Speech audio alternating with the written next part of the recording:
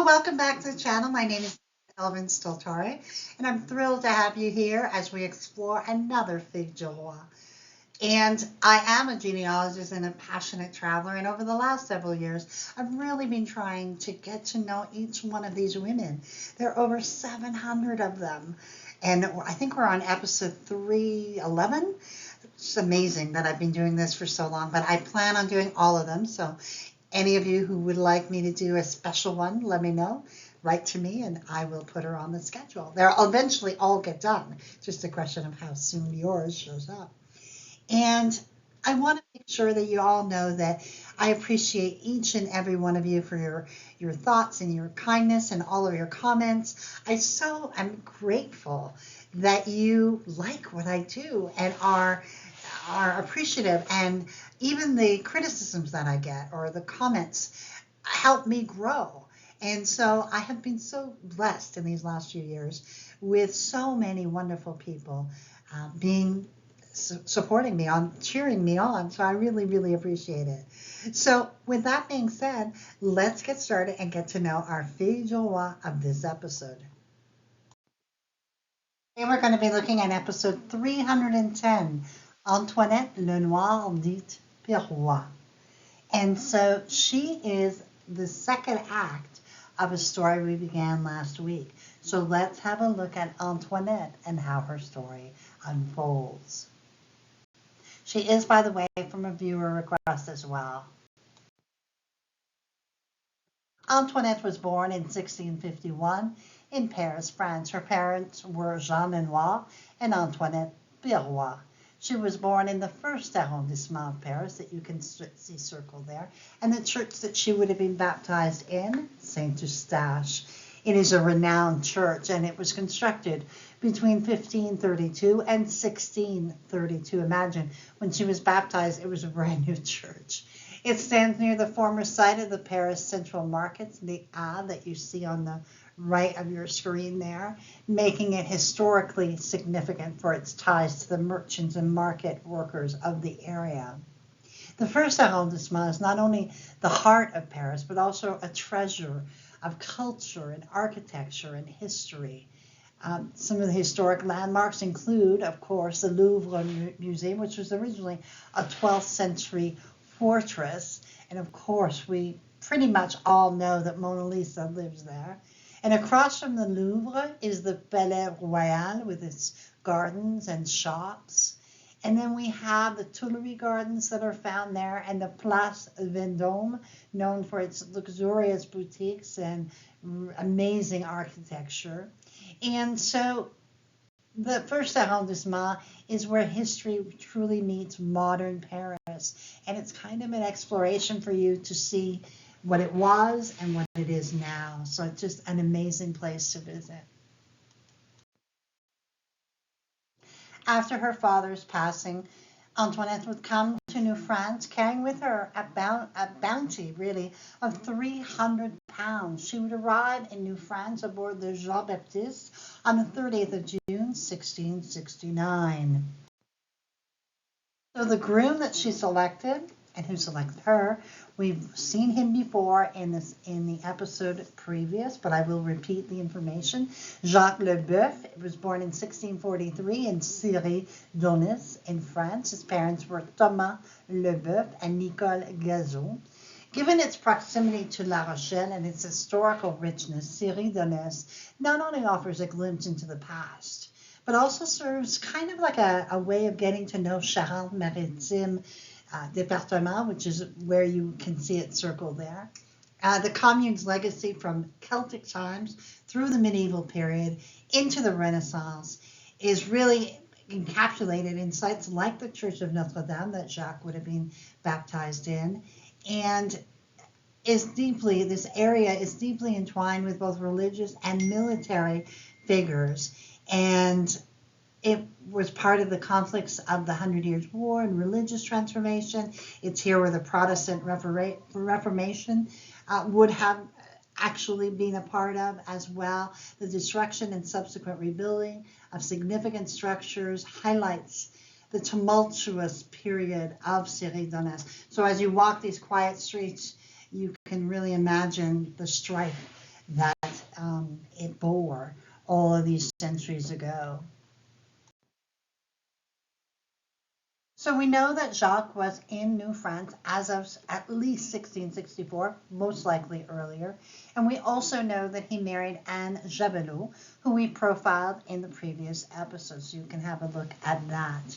Now, we are now at the stage where she has passed away and he needs to remarry. So let us look at who he remarries. Our own beautiful Antoinette. On the 29th of October, 1669, in Quebec City, she was given the 50 pounds bonus, shall I say, of the king's gift, as it were.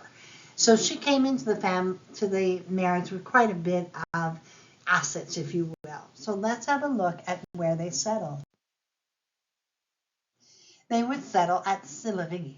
Sillery is now one of the boroughs of Quebec City, but for well over 3 centuries, it was its own independent city. Only in 2002 did Sillery, along with other small cities, become amalgamated into the larger region of Quebec City.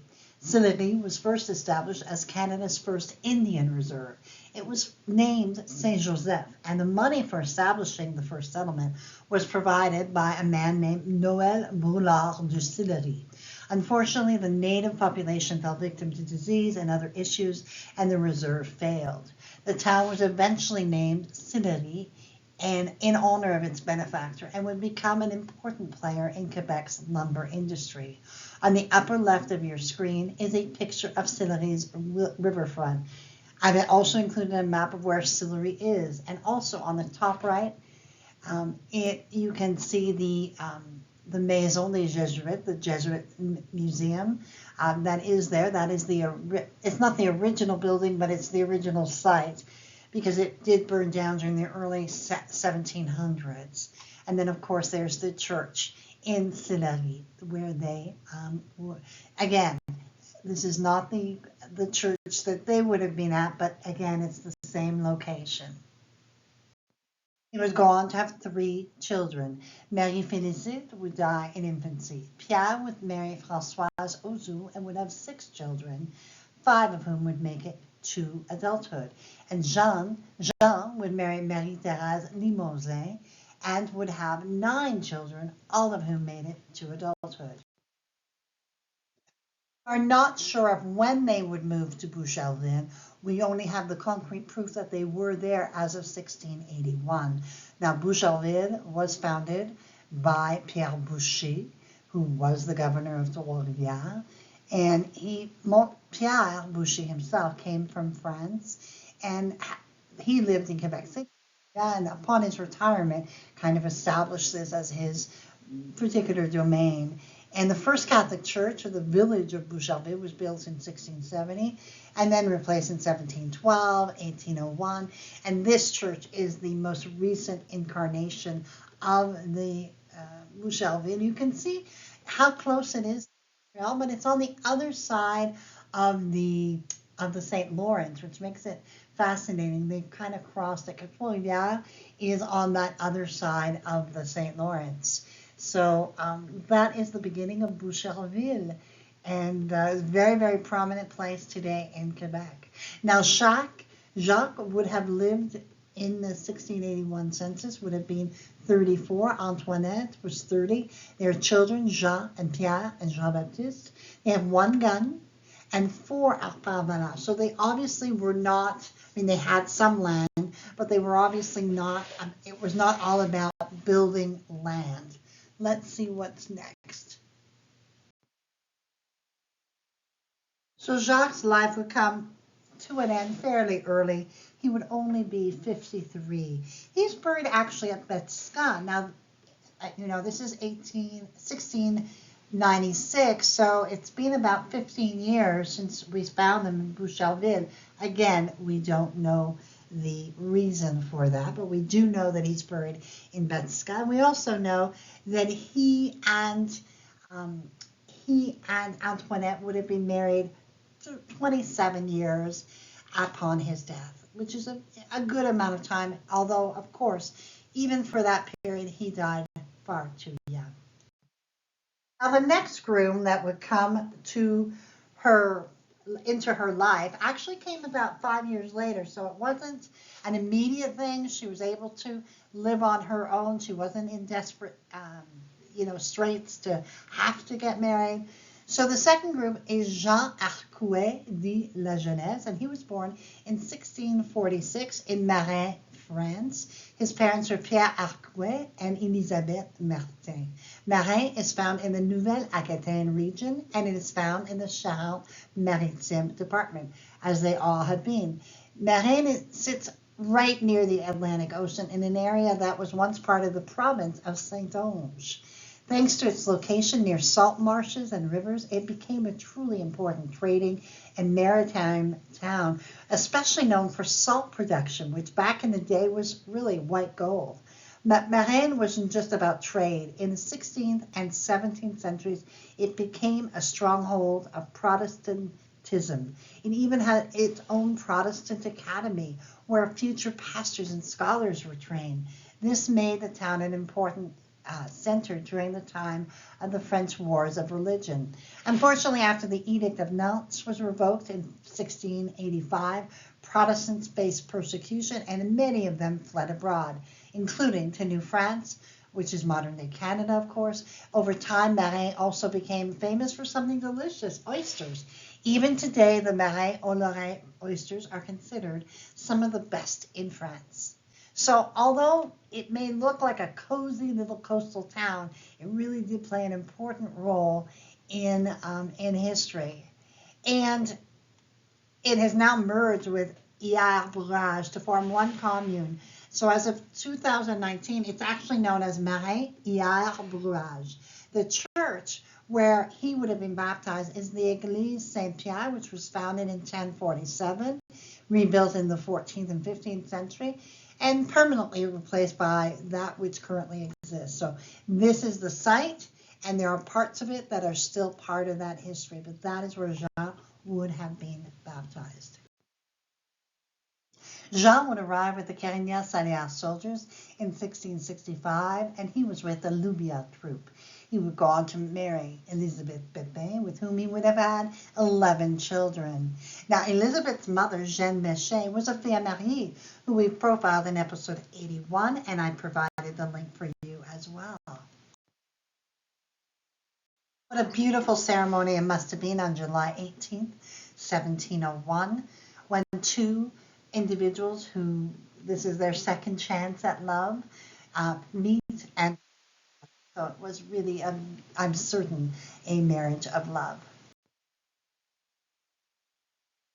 And so an incredible life comes to an end. And the fact of the matter is, the last time we see Antoinette is, we know that she got married in 1701 on July 18th. After that, nothing, absolute silence. And we know that Jean would have passed away approximately 26 years later in 1727. So sometime, maybe she outlived him, maybe she didn't. We have no way of knowing. But all we know is that this incredible life would come to an end. She left with a very small descendancy, I believe it's 38 descendants as of 1729. But I'm sure that they multiplied. Please let me know if you are a descendant. I know that it was a request by someone. And I think her story is really one in which we see how these stories just evolve, and how, for example, Jacques, she became the stepmother to his children and ultimately cared for them. So it is her life encompassed and touched many lives as well. So with that is the end of Antoinette's story. So we say goodbye to Antoinette. What a lovely story. I mean, here she comes. She takes care of a widow and his 2 children, and then goes on and has her own children. Although she left us with only 38 descendants as of 1729, I'm certain there are many more. And also the fact that she played such a pivotal role in someone else's children. I mean, we tend to, I'm taping this just before Mother's Day, and we always talk about the fact that, a mother and how she, creates. There are many types of mothers, and the fact that she was a stepmom to these two children and was able to make certain that they would survive and thrive is part of her gift as well. So we are ever so grateful that she came and she was able to carry on with the family and create her own family. So we ever grateful, and we bless her memory. Thank you. Thank you, Antoinette, for being here and being so brave and being able to not only withstand the loss of one husband, but carry on and marry another husband. So wonderful endurance, and really something for us to be inspired by. So thank you. I also want to say thank you to my patrons and supporters and subscribers. You are all part of my journey. So thank you again for your support. And with that being said, I will see you on the next episode of Les Filles du Roi. Until then, au revoir.